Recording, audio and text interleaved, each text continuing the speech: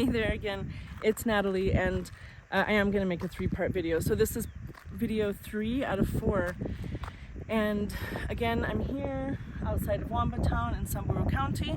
We've been doing a ecosystem restoration bootcamp for the last 2 weeks, and we're at the end now. I just made a video at the top of this mountain, and then up above where we did a lot of different stoneworks, which you can see that video. But I just wanted to show you how when the water, pours off of that degraded land that's a bit flat, water gets its power from 3 different, traits. It's the volume, depth, and speed. That's the triangle, the erosion triangle. Okay, those are the 3 things that create erosion. So here, water in that flat degraded area where I just was picks up so much speed and energy because it's a complete hardscape, and then the minute there's even the smallest elevation drop, that water gets so much erosive power, and it just starts to corrode and scour all of the soil and carve all these new paths. And it's of course carrying stones, gravel, aggregate, sand, and it, all of that turbidity just scours and eats away, blends the pathway as it goes.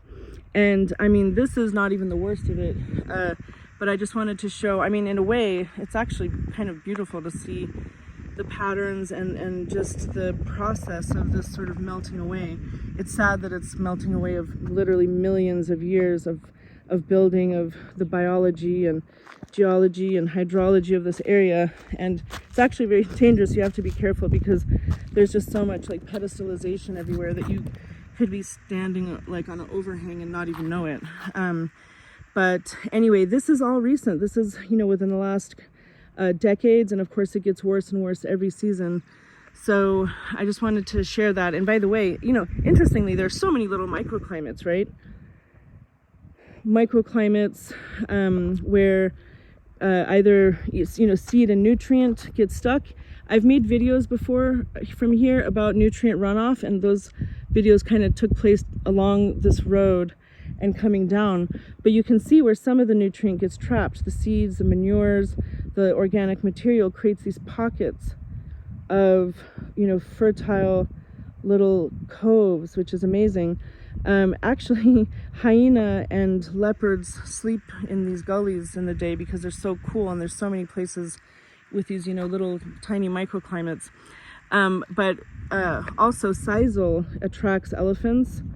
And so elephants are one of the users of the space, and we talked about using sisal as a biological structure, like a contour-based planting, but people said no sisal because it attracts more elephants. So anyway, this is the landscape. The outlet point is down there, and as you go down, and on the other side of this ridge, there's just such deep, dramatic crevicing, and yeah, anyway, this is what happens. And once again, I just wanted to point out, as I did in the other videos, it's not happening on that mountain because that's a conservancy, and at the break of slope on that side you don't have the gullification and the landscape is intact. So again, be mindful of conversations around climate change versus ecological degradation, because here we have climate change, there we don't.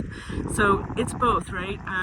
Extreme water events and extreme rain patterns are worsening this. That's why agroecosystem restoration is how, restoring land so that it can be like that is how we increase resilience, because we do have climate change, but if your landscape, your community, your ecology, your agroecosystem looks like that, you will be more resilient to things that cause this, okay? So when we talk about resilience, it's about design. People here say they have water scarcity. Is lack of, do you think that there's a lack of water? Which lack of water creates this violent, erosive, incisive action? There are massive amounts of water here. So it is not water scarcity. It is capture scarcity. It's infiltration scarcity. It's design scarcity. Okay? So everything we do should be like an anti-gravity movement. Stay uphill, water. Stay uphill, nutrient. Okay. So thanks. Hope that's helpful. Now we're going to the homestead. of Priscilla, and I'll make a video there of how we layered in lots of different strategies to make a sort of a permaculture, agroecology, water harvesting, spongy, year-round, perennial food system that we've started, and I'll help her in the coming months and years to make sure that's a success. Thanks.